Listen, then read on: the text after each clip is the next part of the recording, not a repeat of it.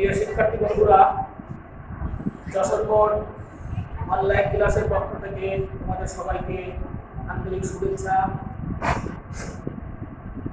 আমি মোহাম্মদ হিদায়তুল্লাহ, সহকারী শিক্ষক, ইসলাম ও নৈতিক শিক্ষা, গাবখালী মাধ্যমিক বিদ্যালয়, ফকিরহাট, বাগেরহাট। আমি আজকে তোমাদের সঙ্গে আসি। আমরা যে ক্লাস নিব এখানে নবম এবং দশম শ্রেণীর সাবজেক্ট ইসলাম ও নৈতিক শিক্ষা, অধ্যায় 1, পাঠ 11, আসমানি কিতাব। এই আসমানি কিতাব সম্পর্কে আমরা আজকে আলোচনা করব আজকের পাঠে।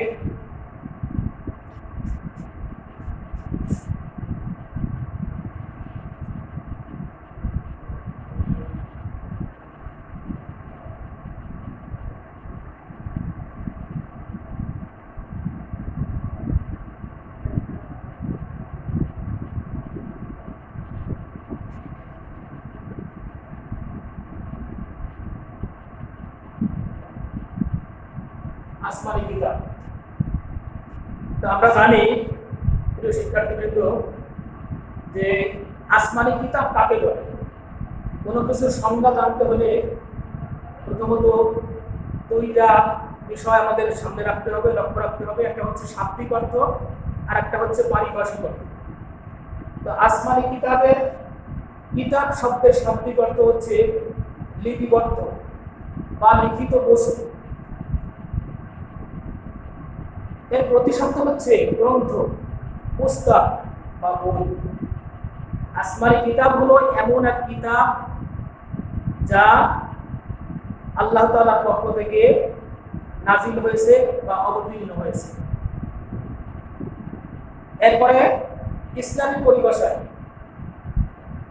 পরিভাষা বা পারিভাষিক অর্থ হচ্ছে যে আল্লাহ তাআলা মানব জাতিকে পথহারা মানব জাতিকে সঠিক পথের সন্ধান দেওয়ার জন্য যুগে যুগে নবী রাসূলদের কাছে আল্লাহ তাআলার পক্ষ থেকে যে দিক নির্দেশনা স্বরূপ যে কিতাব বা পুস্তক, যে বই, যে গাইড তিনি নাজিল করেছেন, অবতীর্ণ করেছেন, তাই হচ্ছে আসমানি কিতাব।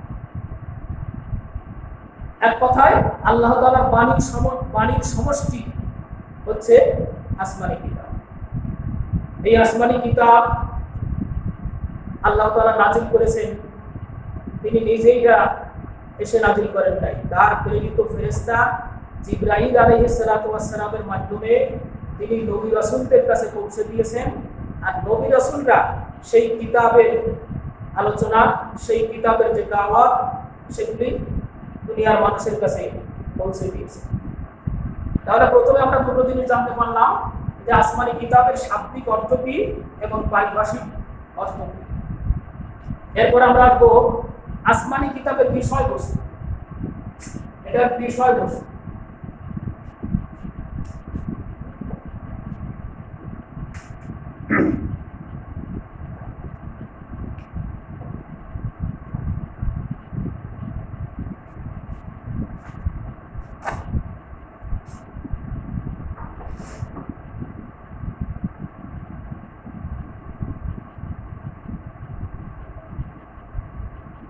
আসমানি কিতাবের বিষয়বস্তুটা কি? আল্লাহ রাব্বুল আলামিন আসমানি কিতাবে অনেক বিষয়ের আলোচনা করেছেন। এক কথায় কোরআনে কারিমে আল্লাহ তাআলা বিভিন্ন জায়গায় বলছেন মা ফাররাতনা ফিল কিতাবি মিন শাই, যে এটা এমন একটা কিতাব যার ভিতরে আমি মানব জাতির জীবনের জন্য যা কিছু প্রয়োজন তার সব কিছু আমি এই কোরআনের ভিতরে দিয়ে দিয়েছি। এমন কোনো কিছু নাই যা এই কোরআনে বাদ পড়েছে বা কোরআনে উপস্থিত হয়েছে। তার ভিতরে আমি তোমাদের সামনে উল্লেখযোগ্য বিষয়গুলো উপস্থাপন করব যে এটা কোন বিষয়ে আলোচনা হয়েছে। প্রথমত 1 নম্বরে আল্লাহ তাআলার পরিচয় তুলে ধরা হয়েছে। সৃষ্টিকর্তা কে? যেমন আমাদের নবী যখন দ্বীনের দাওয়াত দিয়েছেন, কিতাবের দাওয়াত দিয়েছেন, তখন লোকেরা তার কাছে জিজ্ঞাসা করেছে যে আল্লাহ তাআলার পরিচয়। আল্লাহ তাআলা বলেছেন কুল হুয়াল্লাহু আহাদ আল্লাহুস সামাদ। তবে আপনি বলে দেন আল্লাহ হচ্ছেন এক এবং একক, তার কোনো শরীক নাই, তিনি অমুখাপেক্ষী। লাম ইয়ালিদ ওয়া লাম ইউলাদ, কেউ তাকে জন্ম দেয়নি এবং তিনিও কাউকে জন্ম দেননি। ওয়ালাম ইয়াকুল লাহু কুফুয়ান আহাদ, তার সমতুল্য এবং সমকক্ষ আর কেউ নাই। তো আসমানি কিতাবের ভিতরে সর্বপ্রথমে যেটা আসছে সেটা হচ্ছে আল্লাহ তাআলা তার পরিচয় তুলে ধরেছেন।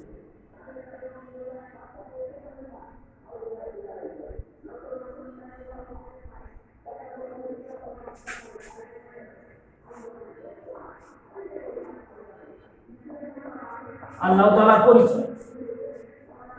2 নম্বর হচ্ছে আল্লাহ তাআলার গুণাবলী। তিনি যে সৃষ্টিকর্তা, তিনি মানুষকে শুধু সৃষ্টি করেই ছেড়ে দেন নাই, তার জীবন চলার জন্য, তার খাওয়া পড়া, তার বাসস্থান, তার যত যা কিছু প্রয়োজন সব কিছুর ব্যবস্থা তিনি করেছেন।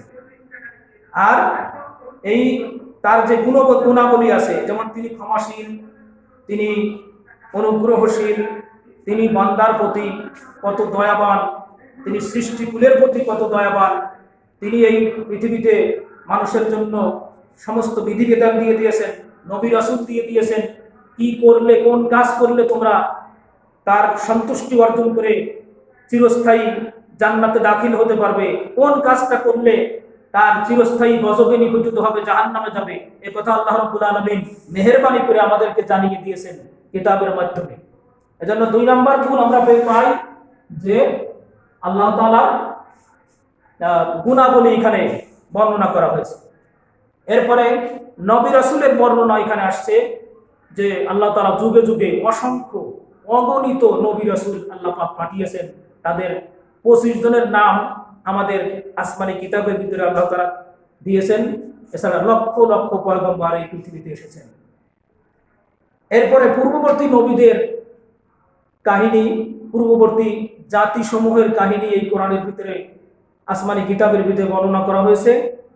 তারপরে জান্নাত জাহান্নামের বর্ণনা করা হয়েছে, হালাল হারামের বর্ণনা করা হয়েছে, বিধিবিধানের বর্ণনা করা হয়েছে, কোন কাজগুলো আল্লাহ পাক পছন্দ করেন, কোন কাজগুলো অপছন্দ করেন, আর পছন্দনীয় কাজ করলে কি পুরস্কার, না করলে কি শাস্তি, এসব কিছু আসমানি কিতাবের ভিতরে প্রধান বিষয়বস্তু হিসাবে উল্লেখ করা হয়েছে।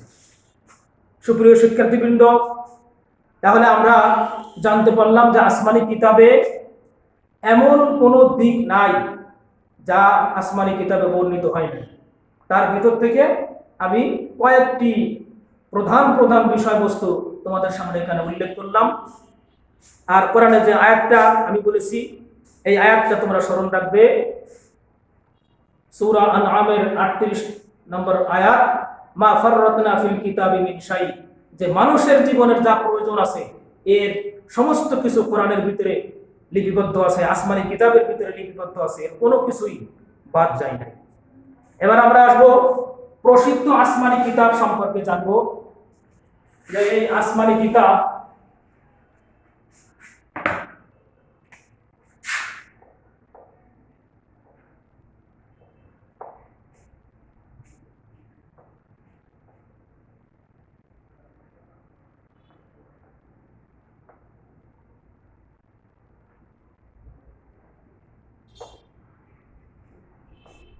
প্রসিদ্ধ আসমানি কিতাব। সুপ্রিয় শিক্ষার্থীবৃন্দ, তোমরা হয়তো জেনে থাকবে যে আসমানি কিতাব সর্বমোট হচ্ছে 104 খানা। এই 104 খানা আসমানি কিতাব আদম আলাইহিস সালাতু ওয়াস সালাম থেকে শুরু করে আমাদের নবী মুহাম্মদুর রাসূলুল্লাহ সাল্লাল্লাহু আলাইহি ওয়াসাল্লাম পর্যন্ত যুগে যুগে অবতীর্ণ হয়েছে। তো 104 খানা আসমানি কিতাব আবার 2 ভাগে বিভক্ত। একটা হচ্ছে বড় কিতাব বা প্রসিদ্ধ কিতাব, আর একটা হচ্ছে ছোট কিতাব যাকে বলা হয় সহিফা। তো 4 খানা হচ্ছে প্রসিদ্ধ কিতাব বা বড় কিতাব, যেমন তাওরাত, জাবুর, ইনজিল এবং কোরআন। আর বাকি 100 খানা হচ্ছে সহিফা। আমরা এখন জানবো যে এই প্রসিদ্ধ 4 খানা কিতাব কোন নবীর উপরে অবতীর্ণ হয়েছে। প্রসিদ্ধ কিতাব 4 খানা 4 জন প্রধান প্রসিদ্ধ নবীর উপরে অবতীর্ণ হয়েছে। এক নম্বরে তাওরাত। তাওরাত এটি নাযিল হয়েছে হযরত মুসা আলাইহিস সালাম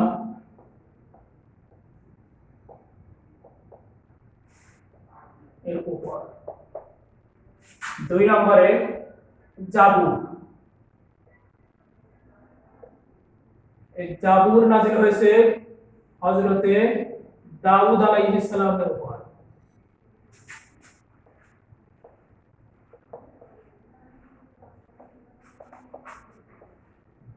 তিন নম্বরে ইনজিল।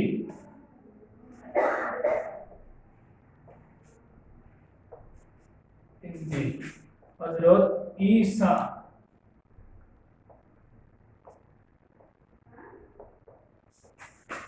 আলাইহিস সালামের উপর। চার নম্বর কোরআন।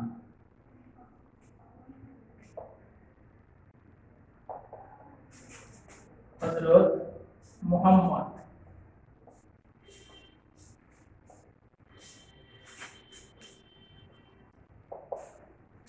সাল্লাল্লাহু আলাইহি ওয়াসাল্লামের উপর। তাহলে তোমরা দেখতে পাচ্ছ যে আমরা এখানে আলোচনা করছি যে প্রধান কিতাব হচ্ছে চারখানা: তাওরাত, জাবুর, ইনজিল, কোরআন। তাওরাত নাযিল হয়েছে তার উপরে হযরত মুসা আলাইহিস সালাতু ওয়াস সালামের উপর। জাবুর নাযিল হয়েছে হযরত দাউদ আলাইহিস সালামের উপর।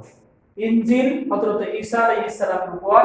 এবং সর্বশেষ কোরআন আমাদের নবী বিশ্বনবী মুহাম্মদুর রাসূলুল্লাহ সাল্লাল্লাহু আলাইহি ওয়াসাল্লামের উপর। তাহলে 104খানা কিতাবের প্রসিদ্ধ 4খানা কিতাব আমরা জানলাম। এবার আমরা জানবো যে বাকি যে 100টা কিতাব, 100খানা সহিফা বা ছোট কিতাব, এই ছোট কিতাব এটা কার উপরে, কাদের উপরে নাযিল হয়েছে, কোন কোন নবীর উপরে নাযিল হয়েছে। তোমরা হয়তো জেনে থাকবে যে এই বাকি 100খানা কিতাব আর 4জন নবীর উপরে নাযিল হয়েছে। এই 100খানাকে বলা হয় সহিফা। তো এখানে এক নম্বরে আসছে হযরত আদম আলাইহিস সালাতু ওয়াস সালাম। এখানে আমরা লিখি যে হযরত আদম আলাইহিস সালাম এর উপর 10খানা। বাকি 100খানার হযরত আদম আলাইহিস সালাতু ওয়াস সালামের উপর 10খানা। দুই নম্বর হযরত শীশ আলাইহিস সালামের উপরে এর উপর 50খানা। তিন নম্বরে হচ্ছে হযরত ইব্রাহিম আলাইহিস সালাতু ওয়াস সালাম। হযরত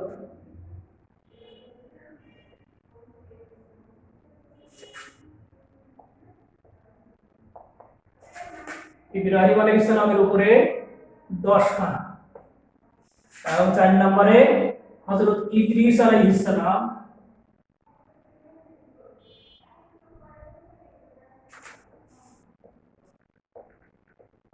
ইদ্রিস আলাইহিস সালামের উপরে 30খানা। এই মোট